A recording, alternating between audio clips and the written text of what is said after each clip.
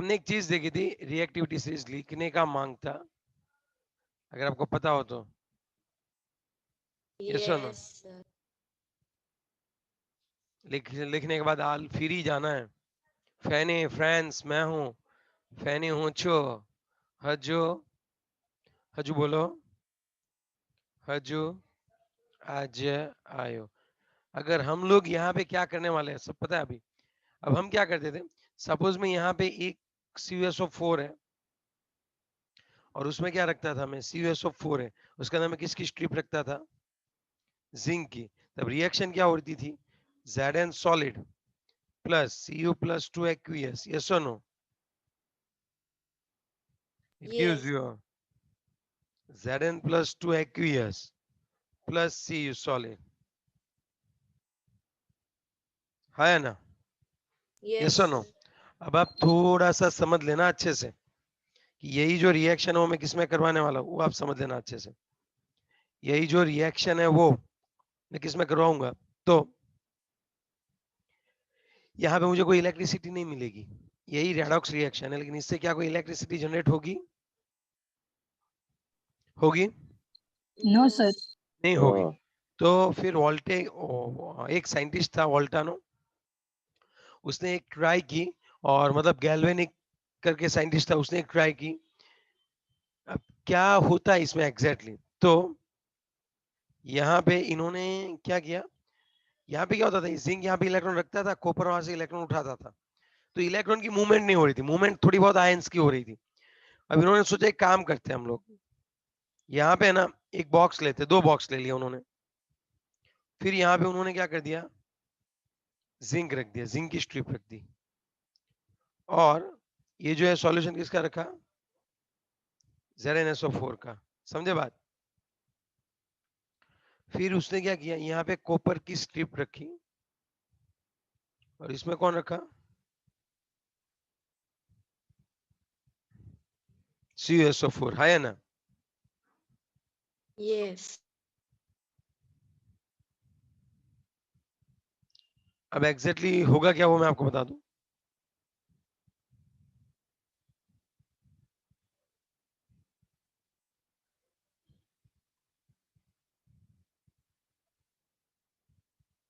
इस तरह से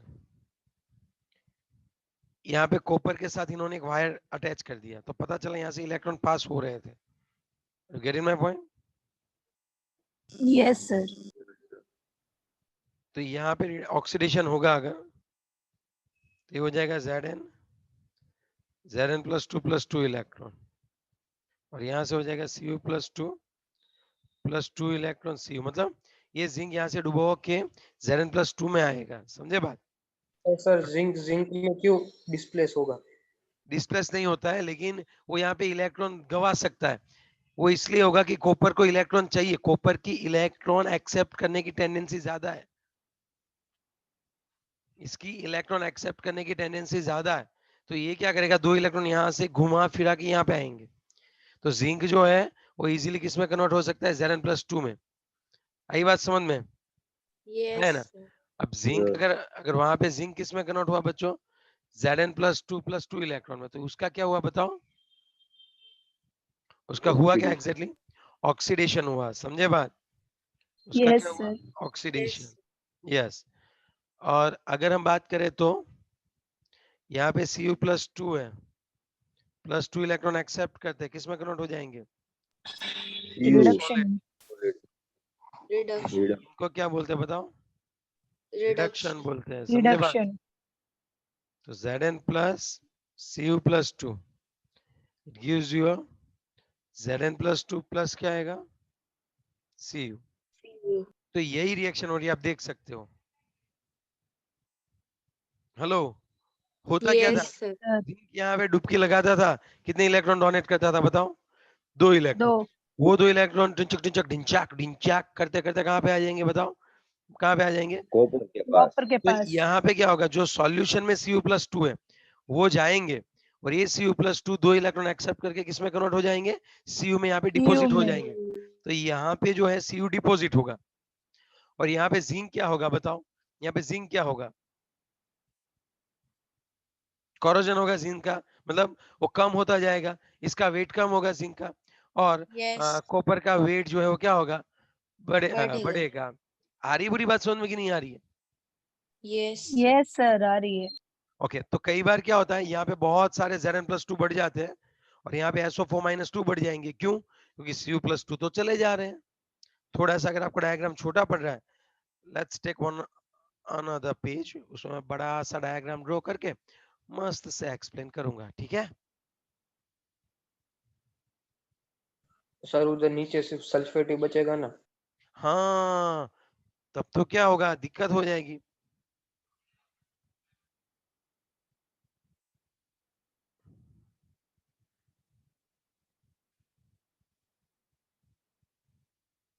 ये zinc,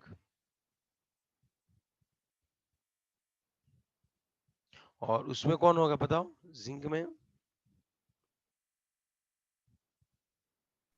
zinc sulphate. Zinc sulphate, इसका मतलब होता है ZnSO4, यस और no? Yes sir. ZnSO4। Yes.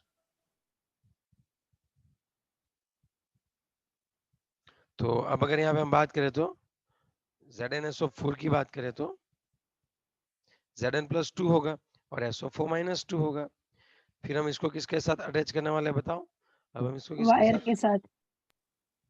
Wire से, किससे, वायर के साथ। Copper. Copper sir. तो ये पूरा हम लोग क्या कंस्ट्रक्शन देख रहे हैं, ठीक है?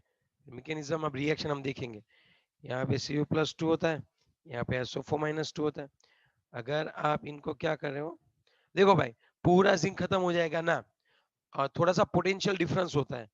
मैं आपको बताता हूँ क्या होगा। एक टाइम ऐसा आएगा कि यहाँ पे Zn+2 है, जंप लगा के Zn+2 आया, जंप लगाया Zn+2 के तौर पे आया। इलेक्ट्रॉन जो हुए, वो इलेक्ट्रॉन इस वायर से होते होते यहाँ पे थोड़ा सा स्पेसिफिक एमीटर में दिखाएंगे कि यहाँ पे इलेक्ट्रिक करंट पास हो रहा है, और ये इलेक्ट्रॉन लास्ट में कहाँ पे आने वाले बताओ? ये इलेक्ट्रॉन कहाँ पे आने वाले हैं? कॉपर के पास। हाँ, तो जिंक में क्या हुआ, Zn जो है वो किस में कन्वर्ट हुआ, Zn+2। Zn+2 में। जो Cu+2 है वो 2 इलेक्ट्रॉन वो सीयू में हुआ। एक्सेप्ट, इसमें कन्वर्ट हुआ, Cu में हुआ। Cu. अरे पूरी बात समझ में, यस और नो, है ना? Yes Yes. सर। ओके, अब आप थोड़ा सा सोचो कि एक टाइम ऐसा आएगा यहाँ पे Cu+2 जमा, यहाँ पे डिपॉजिट हो रहे हैं, जमा हो रहे हैं, तो यहाँ पे weight of Cu will increase, Yes, sir. But यहाँ पे जिंक का जो होगा वो क्या हो जाएगा बताओ? यहाँ से डिक्रीज हो जाएगा। डिक्रीज हो जाएगा। समझ में आ रही है बात, है ना? Yes sir. फिर यहाँ पे अगर रिएक्शन देखे तो ये ऑक्सीडेशन है, तो इसको एनोड बोलते हैं, और यहाँ पे जो स्ट्रिप है वो नेगेटिव चार्ज है, तो इसको नेगेटिव बोलते हैं। एनोड है और वो नेगेटिव चार्ज है, यहाँ पे कैथोड है और पॉजिटिव चार्ज है। समझ रहे हो बात? Yes sir.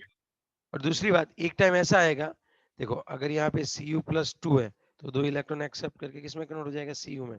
वापस वही रिएक्शन हुई ना जो हमारी एक वेसल में हो रही थी, वही देखो। Yes. लेकिन अभी इलेक्ट्रिसिटी जनरेट होगी, सर कितनी अच्छी इलेक्ट्रिसिटी जनरेट होगी, वो तो डिपेंड करता है कि जिंक की इलेक्ट्रॉन डोनेट करने की टेंडेंसी कितनी है और कॉपर की इलेक्ट्रॉन एक्सेप्ट करने की टेंडेंसी कितनी है। Are you getting my point?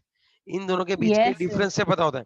जैसे रस्सा खींच हो रही है, सपोज जिंक नाम का बंदा है और यहाँ पे कॉपर नाम का बंदा है, और कॉपर नाम का बंदा जो इलेक्ट्रॉन खींचे जा रहा है, अब आप बोलोगे कौन खींचेगा, रस्सी कौन खींचेगा?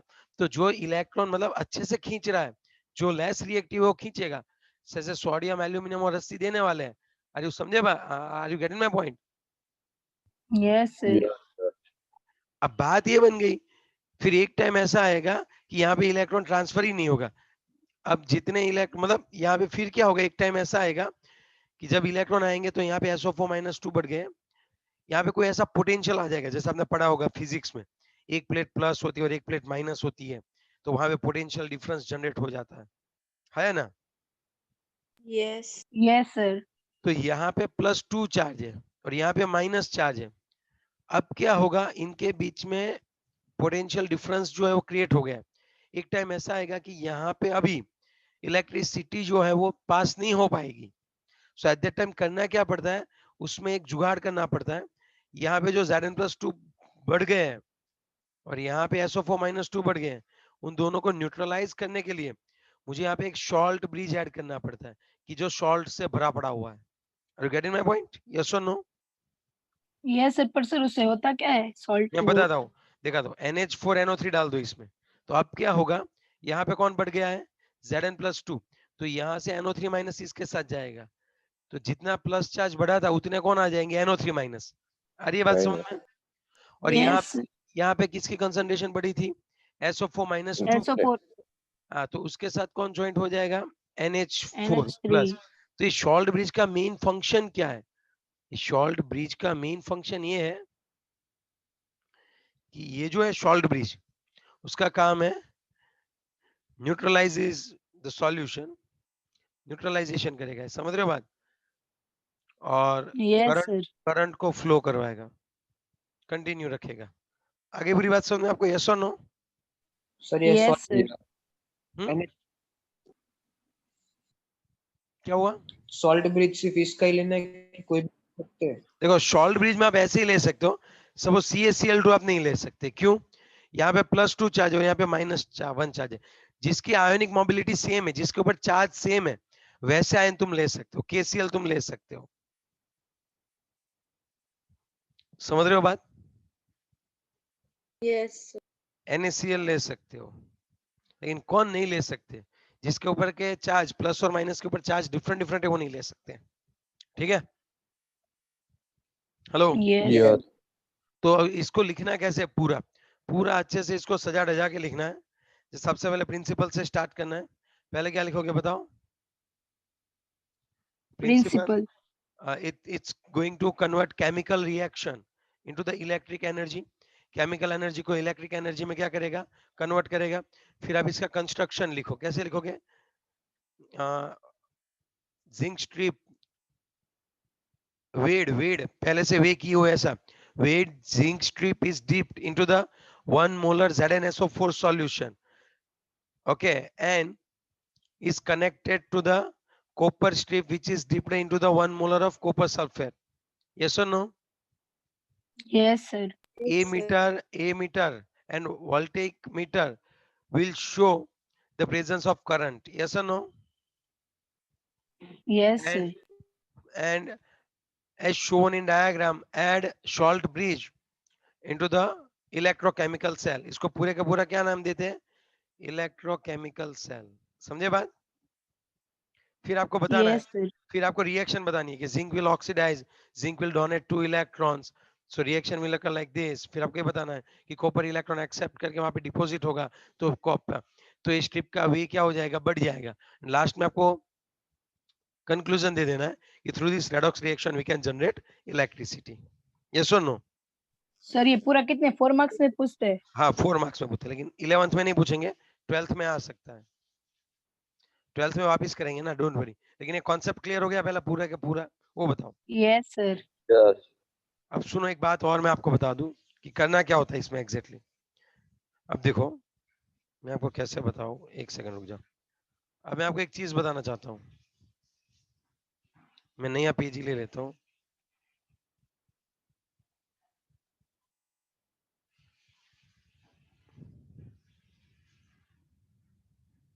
थोड़ा सा आप समझना मैं जो बोलना चाह रहा हूं। हाँ पे समझो, यहाँ पे जिंक था और कॉपर था, तो यहाँ पे मुझे पता है कि ये जिंक है और यहाँ पे कॉपर है, ठीक है। अब इन दोनों में इलेक्ट्रॉन कौन खींचता है, कॉपर, और जिंक इलेक्ट्रॉन डोनेट करता है। अब अब मुझे ये जानना है कि इसकी टेंडेंसी कितनी है, अब मुझे ये जानना है कि इसकी टेंडेंसी कितनी है, इसकी इलेक्ट्रॉन डोनेट करने की टेंडेंसी कितनी है वो जानना है, और इसकी इलेक्ट्रॉन एक्सेप्ट करने की टेंडेंसी कितनी है वो जानना है। तो उसके लिए उन्होंने दो टर्मिनोलॉजी लाई, E0 रिडक्शन ऑफ सेल, यानी कि E0 Cu+2Cu ऐसे लिख सकते हैं। तो यहाँ पे अगर आपको किसी का भी रिडक्शन चाहिए, tendency to accept electron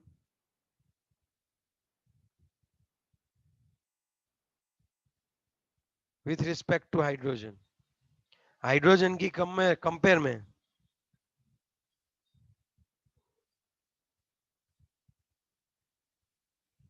hydrogen cell, मतलब एट स्टैंडर्ड कंडीशन, ये जीरो है ना, ये इसका मतलब होता है स्टैंडर्ड कंडीशन। सर वो ई का मीनिंग क्या होता है उसमें? पोटेंशियल, पोटेंशियल एनर्जी, ये है आपका potential, reduction potential. Okay,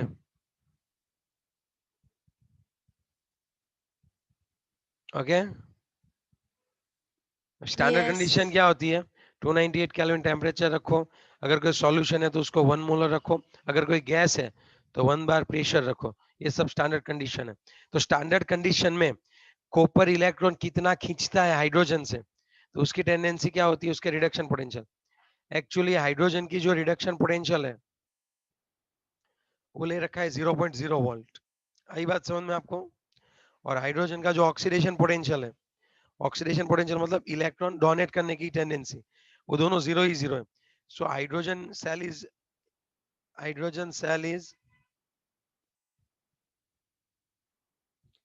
used as a reference।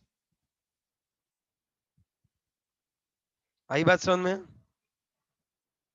Yes sir. Yes. Yeah. तो हाइड्रोजन सेल को हमने रेफरेंस के तौर पे लिया। अब मैं आपको बता दूं कि सपोज यहाँ पे तीन तीन चार बंदे हैं, कोई ए बी सी डी, हम सी को क्या कर लेते हैं, रेफरेंस ले लेते हैं। तो डी की इलेक्ट्रॉन एक्सेप्ट करने की टेंडेंसी जो है उसका रिडक्शन पोटेंशियल। अब सुनो एक बात बताऊं, यहाँ पे कॉपर इलेक्ट्रॉन एक्सेप्ट कर रहा है, तो यहाँ पे उसका जो ऑक्सीडेशन पोटेंशियल है वो कैसे डिफाइन करेंगे? ई जीरो क्या आएगा, वो सी यू प्लस टू। अब देखो लिखने में बहुत मस्त तरीका है, यहाँ पे प्लस टू जीरो में कन्वर्ट हो रहा है, यहाँ पे प्लस टू है जीरो में कन्वर्ट हो रहा है। क्या हुआ इसका, देखो क्या हुआ, प्लस टू जीरो में कन्वर्ट होगा तो रिडक्शन हुआ। इसका पोटेंशियल रिडक्शन पोटेंशियल बोलते हैं। और यहाँ पे सी यू में से सी यू प्लस टू क्या हुआ ये, ऑक्सीडेशन हुआ। और याद रखना कि अगर किसी का भी ई जीरो रिडक्शन है वो उसके ऑक्सीडेशन पोटेंशियल से एग्जैक्टली अपोजिट होगा।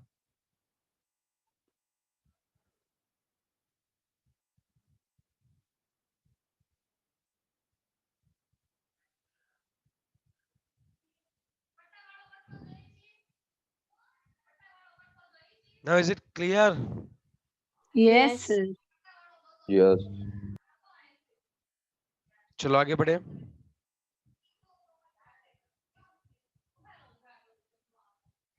Yes. Okay done. तो अब मैं बात बताऊं तो आप याद रखना कि अगर मुझे कॉपर का रिडक्शन पोटेंशियल चाहिए तो मैं क्या करूंगा, यहाँ पे एक हाइड्रोजन रखूंगा।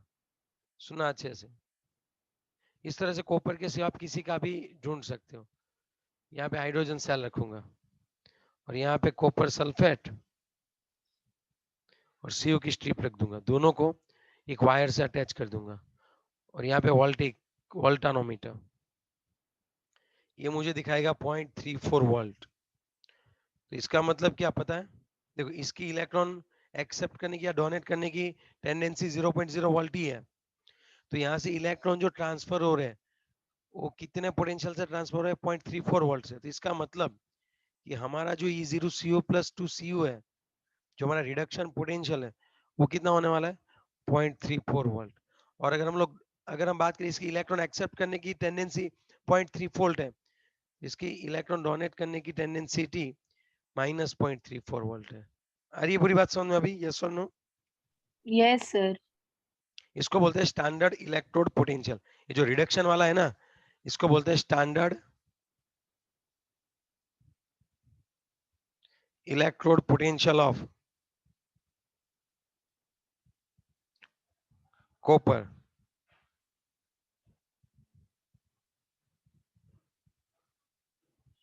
आई बात समझ में आपको? स्टैंडर्ड इलेक्ट्रोड पोटेंशियल मतलब रिडक्शन को स्टैंडर्ड लेते हैं, इलेक्ट्रॉन एक्सेप्ट करने की टेंडेंसी।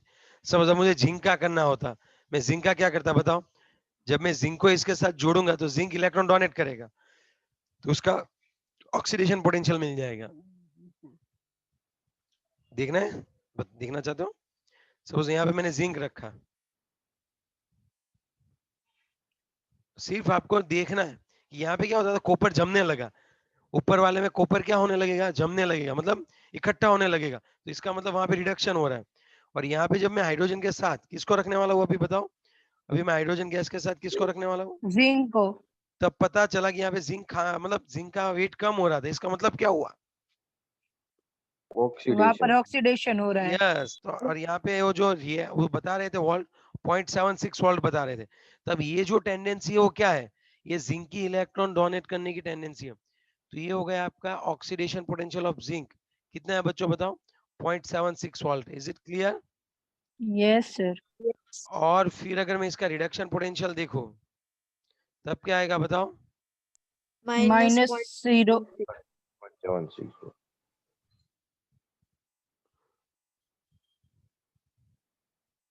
चलो ओके डन। तो ये हो गया ऑक्सीडेशन पोटेंशियल, रिडक्शन पोटेंशियल। और इसका मतलब क्या होता है, रिडक्शन पोटेंशियल का मतलब it's a potential of that electrode to accept electron with respect to hydrogen. Hydrogen के सामने उसकी इलेक्ट्रॉन एक्सेप्ट करने की टेंडेंसी कितनी है, ऐसे। अरे बुरी बात समझ में, ये सुनो, रिलेटिव टेंडेंसी है। Yes sir. सर ऐसे इससे करने से फायदा क्या होता है, इससे करने से रिएक्टिविटी सीरीज पूरी निकल आएगी, आपको तुरंत पता चल जाएगा। जो इजीली इलेक्ट्रॉन डोनेट करता है वो बहुत ही ज्यादा रिएक्टिव है, जो इजीली इलेक्ट्रॉन डोनेट नहीं करता है वो लेस रिएक्टिव है। और हाइड्रोजन को हमने सेंटर में रख लिया। Is it clear? Yes Yes. Sir. और ये जो सेल है, ये जो जिंक वाला सेल था, इसको हम बहुत सारे नेम दे सकते हैं, जैसे कि वोल्टेइक सेल, गैल्वेनिक सेल, ठीक है, इलेक्ट्रोकेमिकल सेल, ये सभी नेम है इसके। ओके चलो,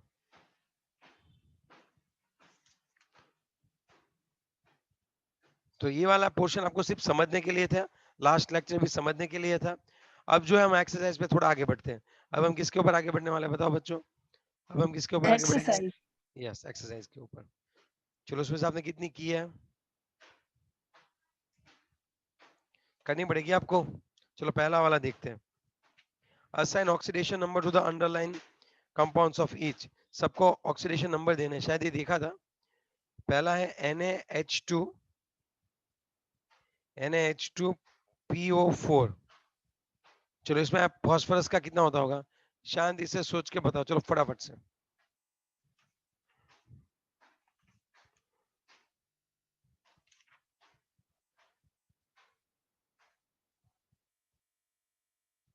बताना पड़ेगा बच्चों। चलो चलो Plus चलो। 5. प्लस +5 +1 होता है बच्चे। देख, इसका +1, इसका +1, इसका x ले ले और इसको -2 ले ले, तो it's like +1 +2 +x -8 is equal to 0, है ना? Yes. तो ये प्लस तो 5 है। कितना हुआ,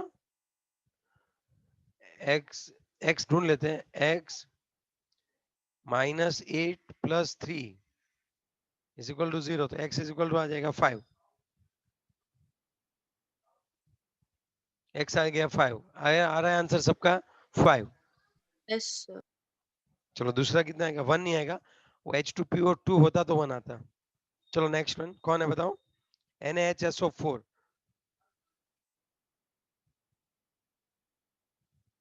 ओके, सर +6। उसमें सल्फर का ढूंढना है। आप इसे दो तरीके से कर सकते हो, इसको SO4 -2 ले लो, या फिर +1 x -8 इज इक्वल टू क्या आ जाएगा, 0, है ना? 0 Yes. तो x इज इक्वल टू क्या आ जाएगा बताओ? +6। +6 इज इट क्लियर? चलो इसके बाद कौन है वो बताओ?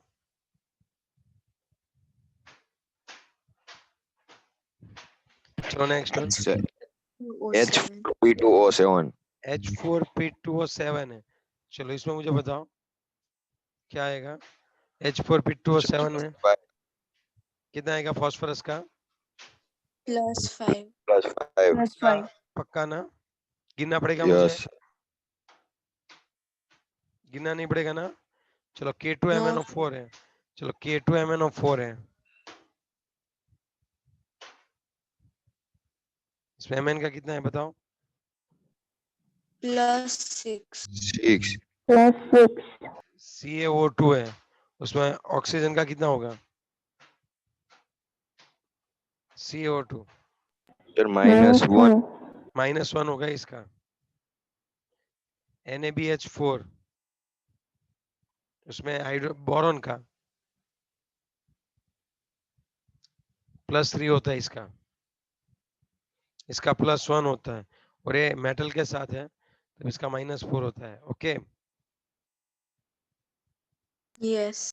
चलो, और एक है H2S2O7, ठीक है, H2S2O7 बताओ सल्फर का कितना आएगा? +6. पक्का ना? Yes. देख लो। कौन सा है अभी हम लोग? इसमें भी यार SO4 -2 है, अब से देखो तो आयन निकाल लो तो SO4 -2 आयन निकलेगा, चाहे जितना भी हो, लंबा क्यों ना हो, ठीक है। फिर यहाँ पे +6 आ जाएगा H वाले में, ठीक है। यस और नो? ओके, अब आप देखो, अब हम बात करें तो कौन है अभी Ki3 में, किसका दिख रहा है? I का, Ki3 में I का +1 + 3x = 0। चलो x = क्या आ जाएगा बताओ? -1/3 S2 S4 O6, बताओ क्या आएगा? सल्फर का कितना आएगा वो बताओ यहाँ पे अभी।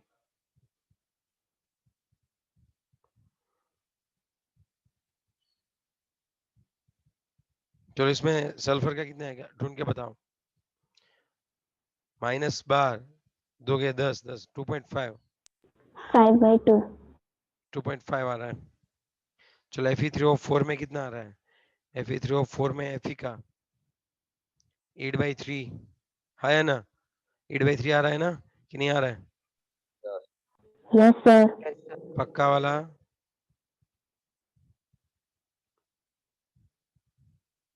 चलो नेक्स्ट वन कौन आएगा बताओ? CH3, देखो इसमें बहुत बच्चों को नहीं आएगा, मैं समझाता हूँ। ये CH3 CH2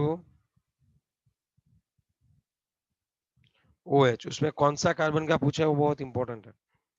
उसमें इस कार्बन का पूछा हुआ है, इस कार्बन का। तो यहाँ पे देखो -2 होता है, +1 +1, ये हाइड्रोजन का होता है -1, नहीं इसका +1 होता है, -1 इसका +1 होता है, तो यहाँ पे -1 आता है। बताओ कितना आएगा total?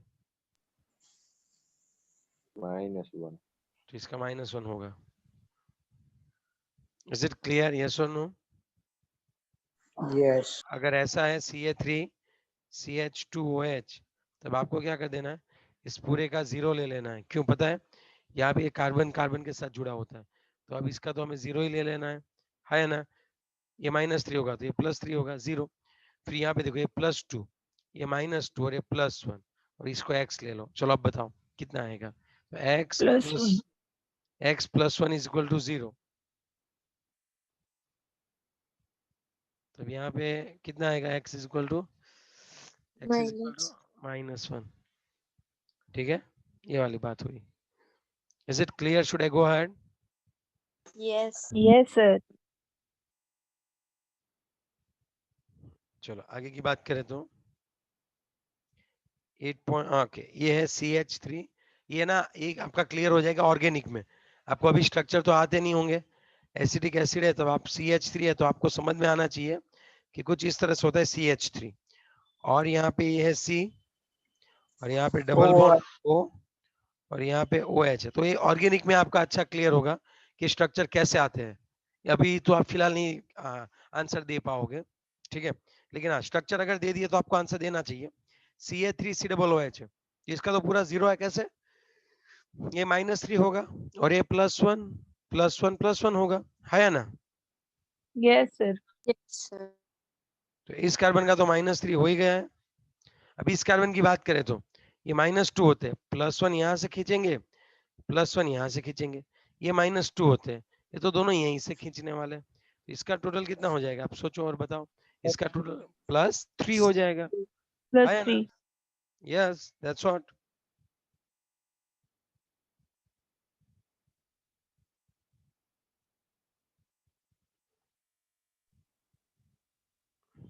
Okay, is it clear?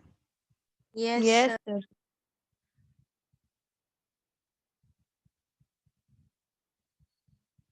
आगे बढ़े. Yes, sir. 8.3 8.3 क्या है देखो. Justify that the following reactions are redox reaction. आपको ये जस्टिफाई करना है कि ये जो रिएक्शन है और यार, तो आपको क्या करना पड़ेगा, सभी के ऑक्सीडेशन नंबर लिखने पड़ेंगे. होमवर्क में देता हूं मैं आपको 8.3 होमवर्क. कैसे, ये जो है वो आपको क्या करना पड़ेगा, सभी के ऑक्सीडेशन नंबर असाइन करने. जहां पे ऑक्सीडेशन रिडक्शन हो रहा है वो रेडॉक्स, और जहां पे नहीं हो रहा है वो रेडॉक्स नहीं है. Is it clear? Yes, sir. याद रखना तुम गलती कहां पे करोगे. लिथियम एल्यूमिनियम हाइड्राइड में हाइड्रोजन -1 होता है. सोडियम बोरोहाइड्राइड में हाइड्रोजन -1 होता है. That already we are knowing. Okay. Yes. और अगर कुछ ऐसा आ जाए HCOOH, तब आप इसका स्ट्रक्चर कुछ आप ऐसे बनाना. H bond C, double bond O, bond O and H. ठीक है. और अगर CH3 डबल OH, वो तो आपको पता ही है, अभी किया था. तो ये आप थोड़ा लिख लो, अगर कहीं पे आए तो आपको पता होना चाहिए बात.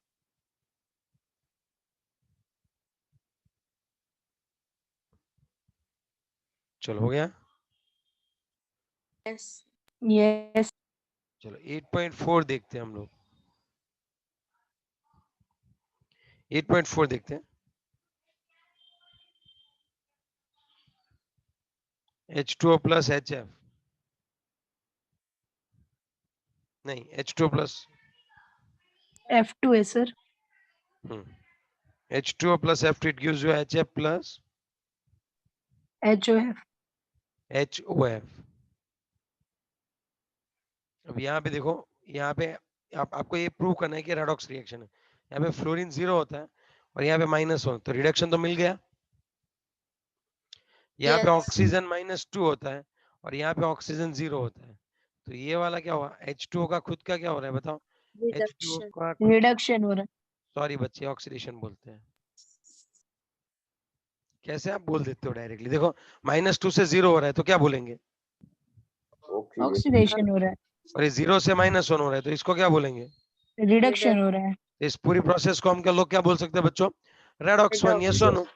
अब आप थोड़ा सा ये Yes, तो, sir. अब आप थोड़ा सा ये तो समझो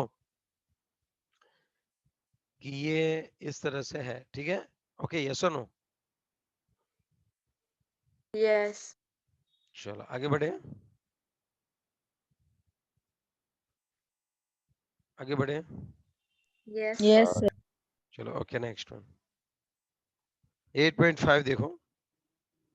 calculate the oxidation number of sulphur, sulphur, chromium and nitrogen. चलो सल्फर, H2SO5. सल्फर क्या होता है एग्जैक्टली exactly?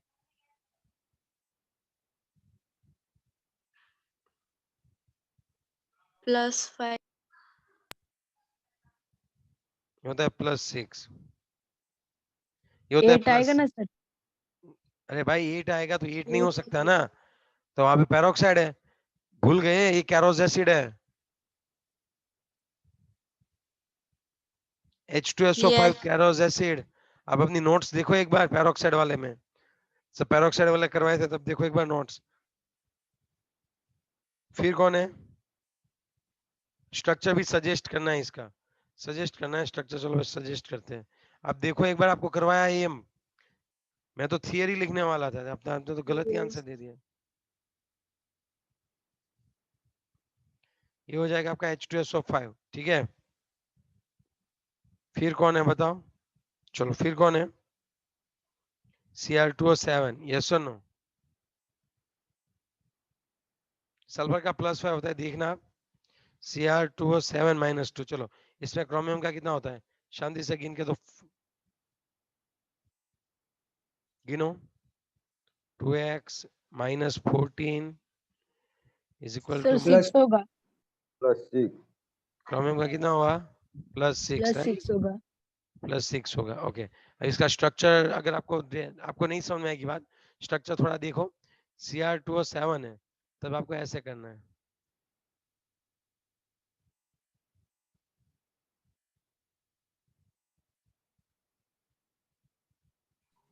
ये चेन बना रहे हो। Cr2O7 - 2 है, देखो ये याद रखना पड़ेगा अगर डायरेक्टली स्ट्रक्चर पूछा है तो। 3 इसको देने, 3 इसको बीच में। चलो नेक्स्ट है NO3 माइनस। NO3 - 1। चलो इसमें कैसे होता है बताओ। NO3 - 1 है, N double bond O NO3 - 1, और इसका जो ऑक्सीडेशन स्टेट है वो +5 होगा, हाँ Yes, sir. और इसका स्ट्रक्चर ऐसे होगा। तो एग्जाम में पूछे कि स्ट्रक्चर के साथ, तो तीनों के स्ट्रक्चर आ जाने चाहिए, ठीक है। एंड काउंट फॉर द फॉलोसी, ये नहीं पता है, ओके। स्ट्रक्चर और ऑक्सीडेशन, हाँ फेलोसी का मतलब नहीं पता है, वही तो बोला हो, count for the फेलोसी। FA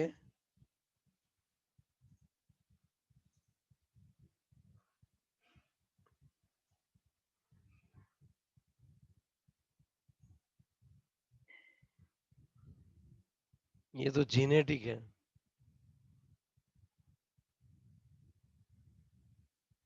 okay, ये किस तरह से आया, मतलब फैलेसी मतलब हम जैसे बताते हैं ना कि इसने 2 से 3, इसने 3 क्या किया, हम बोल सकते हैं ना कि कैसे आते हैं, मतलब +5 है तो कैसे आते हैं, रीजन क्या है, फैलेसी मतलब लॉजिकल, सर डोनेट और एक्सेप्ट करके आ रहा है वो ऐसा बताना होता है ना। मतलब कैसे, हाँ स्ट्रक्चर से आ रहे हैं तो कैसे आ रहे हैं, ऐसे हमने नहीं बताया ये 2 खींचता है, ये 2 खींचता है, इस तरह से मुझे लग रहा है ऐसा। फिर जो भी है, लेकिन आपके मार्क्स मिल जाएंगे जब आप ऑक्सीडेशन नंबर और स्ट्रक्चर डालोगे, तो उसके सिवा कुछ नहीं आता। Right a formulas for the following compound. चलो फॉलोइंग कंपाउंड के फॉर्मूलाज आपको लिखने हैं, रेडी हो भाई सब। Yes sir. अरे आप घर से कितना करके आओगे, 8 पॉइंट देखो, 8.15 तक आपको कल करके आने हैं, 8.15 तक होमवर्क में दे रहा हूँ, और इसमें जो डाउट्स हैं वो हम लोग करवाएंगे और करने हैं, फिर ये नहीं है कि डाउट नहीं पूछते हो, ठीक है, करने ही है सबको ये। चलो 8 पॉइंट कौन सा लेने वाले हम लोग बताओ, 6। 8.6। अब एक बात मैं आपको बताऊं तो, मर्क्यूरी क्लोराइड, मर्क्यूरी 2 क्लोराइड है, तो ये आ जाएगा HgCl2।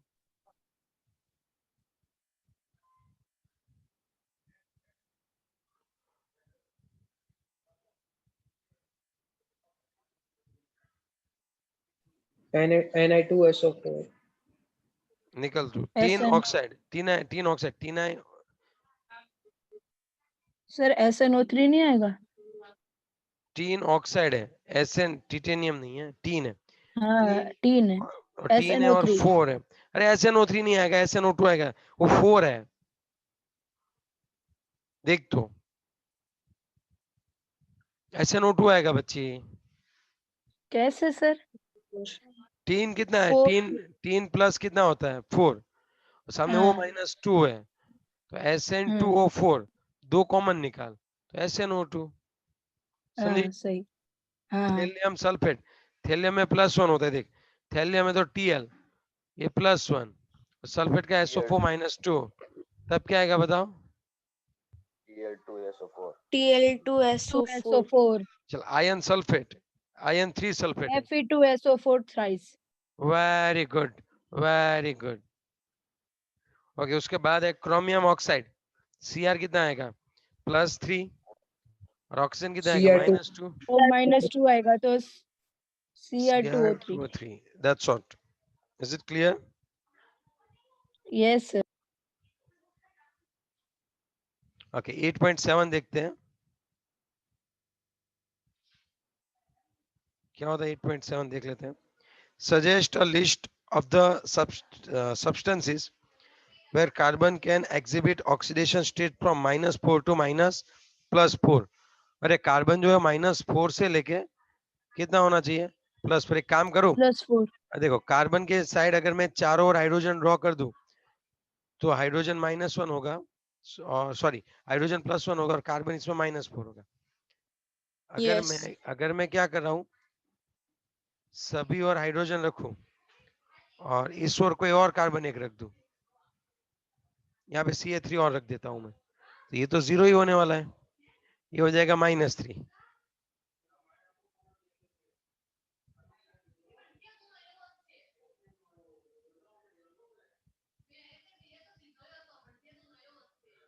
दो CH3 अगर रख दूं यहाँ पे, तो इस कार्बन का कितना हो जाएगा -2। अगर यहाँ पे कार्बन है और सब जगह 3 जगह पे CH3 रख दो, CH3 का तो 0 ही रहेगा, समझ रहे हो बात? Yeah. -1 आएगा। और यहाँ पे एक हाइड्रोजन है, तो अब इसके, अब समझ रहे हो मेरी बात में क्या बोलना चाह रहा हूँ? यहाँ पे यस सर। CH3 है, यहाँ पे सभी CH3, are you getting my point? Carbon carbon के साथ जुड़ता है तब इलेक्ट्रॉन नहीं खींचता, लेकिन इस हाइड्रोजन से वो इलेक्ट्रॉन खींच लेगा, तो ये -1 आ जाएगा, और ये तो 0 है, so here it's a carbon -1। Okay, are you getting my point? Yes, yes और sir. No? Is it clear? Yes Yeah. Sir. Okay, अब देखो प्लस कहाँ पे आता है वो देखना है, +1। तो +1 देखो, -4 से -1 तो चले गए, 0 में क्या आएगा बताओ? 0 में कार्बन 0 होता है ना?